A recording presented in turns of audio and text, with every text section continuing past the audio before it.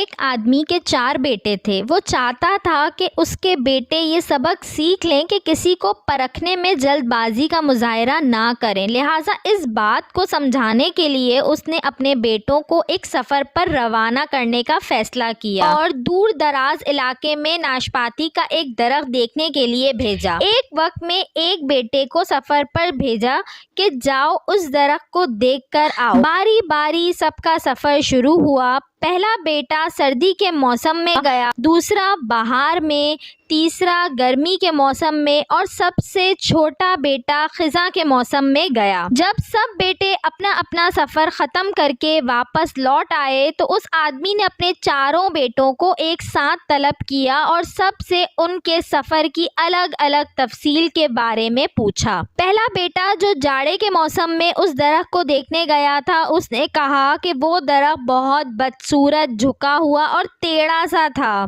دوسرا بیٹا جو بہار کے موسم میں گیا تھا، اس نے کہا نہیں، وہ درخت تو بہت ہرا بھرا تھا، ہرے ہرے پتوں سے بھرا ہوا تھا۔ تیسرا بیٹا جو گرمی کے موسم میں گیا تھا، اس نے ان دونوں سے اختلاف کیا کہ وہ درخت تو پھولوں سے بھرا ہوا تھا اور اس کی مہک دور دور تک آ رہی تھی اور کہ اس سے حسین منظر اس نے پہلے کبھی نہیں دیکھا تھا۔ سب سے چھوٹا بیٹا جو خزاں کے موسم میں گیا تھا، اس نے اپنے سب بڑے بھائیوں سے اختلاف ظاہر کیا کہ وہ ناشپاتی کا درخت تو پھل سے لدا ہوا تھا اور اس پھل کے بوجھ سے درخت زمین سے لگا زندگی سے بھرپور نظر آ رہا تھا۔ یہ سب سننے کے بعد اس آدمی نے مسکرا کر اپنے چاروں بیٹوں کی جانب دیکھا اور کہا، تم چاروں میں سے کوئی بھی غلط نہیں کہہ رہا، سب اپنی اپنی جگہ درست ہیں۔ بیٹے باپ کا جواب سن کر بہت حیران ہوئے کہ ایسا کس طرح ممکن ہے۔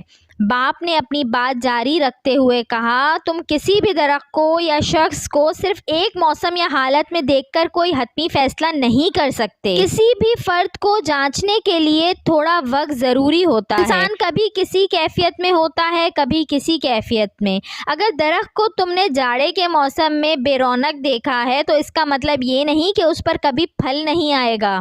حاصل کلام: اس طرح اگر کسی شخص کو تم لوگ غصے کی حالت میں دیکھ رہے ہو تو اس کا مطلب ہرگز یہ نہیں کہ وہ برا ہی ہوگا۔ کبھی بھی جلد بازی میں کوئی فیصلہ نہ کیا کرو جب تک اسے اچھی طرح جانچ نہ لو۔ ویڈیو اچھی لگی ہو تو اس کو لائک کریں، شیئر کریں اور میرے چینل کو سبسکرائب کریں اور ساتھ ہی بیل آئیکن کو بھی پریس کر دیجئے تاکہ میری نئے آنے والی ویڈیو آپ کو مل سکے۔